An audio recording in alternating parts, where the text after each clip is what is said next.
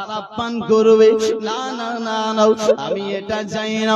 বাবাজি বন্ধুগণ ভাই আপনার বেরাদার আল্লাহ তাআলা বলছে কাজ করো, তুমি আপনার আমার কাসিদ হয়ে যাবে আর আমি আল্লাহর সালাম জানাবে। বাশার হাফিকে জোরে বলুন সুবহানাল্লাহ। বাশার হাফির কাছে আপনার সংক্ষেপে বলে মুসলমান,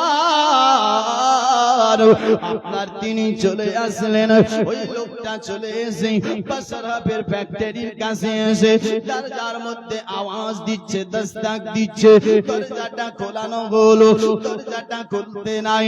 বলছে ও বাশার হাফি, আপনাকে আল্লাহ সালাম জানিয়েছে, আমার আল্লাহ তাআলা আপনাকে শরাব পান করতে দিতে চায় না। আমার আল্লাহর নাম তুমি যে চুমু খেয়েছো, আমার আল্লাহ তোমাকে এত পছন্দ করেছে, এত ভালোবেসেছে, আল্লাহ তাবারক ওয়া তাআলা আপনার তোমাকে সালাম জানিয়েছে। ও মুসলমান, আল্লাহ তাআলা তোমাকে পয়গাম পাঠিয়েছে, তোমাকে শরাব পান করতে দেবে না। বাশার হাফি আপনার কি করতেছেন? আপনার বলছে আমাকে আল্লাহ সালাম জানিয়েছে, আল্লাহর পয়গাম এসেছে, আল্লাহ সালাম জানিয়েছে। এই বলতে বলতে বলতে বলতে এক জঙ্গলের দিকে চলে গেল। আর ওই সময় জুতা আপনার পায়ে ছিল না। আর জঙ্গলে যাওয়ার পর এমন তওবা করলেন, হে বাশার হাফি আল্লাহর ওলি হয়ে গেল। সুবহানাল্লাহ সুবহানাল্লাহ, বহুত খুব। আল্লাহর ওলি হয়ে গেছি। এটাই শুধু নয়, বাশার হাফি আপনার বেরাদার মুআজ্জাজ সামাইন যখন আল্লাহর সালাম এসেছিল তখন তিনি নাঙ্গা পায়ে ছিল, পায়ের মধ্যে জুতা ছিল না। যার কারণে আপনার এ বেরাদার মুআজ্জাজ সামাইন কিরাম যতদিন দুনিয়ার বুকে ছিলেন উনি আর জুতা পরেনি। ওনাকে জিজ্ঞেস করা হতো আপনি জুতা কেন পরছেন না?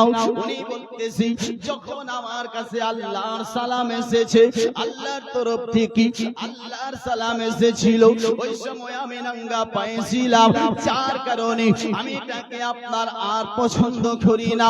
আমি নাঙ্গা পায়ে থাকাটাকে বেশি পছন্দ করি। আমি আপনার জমিনটাকে ফরজ মনে করি, আসমানটাকে আমি আপনার আসমানের নিচে যে জমিনটাকে ফরজ মনে করি। এই জন্য আমি এটা আদবের খেলাফ করতে চাই না।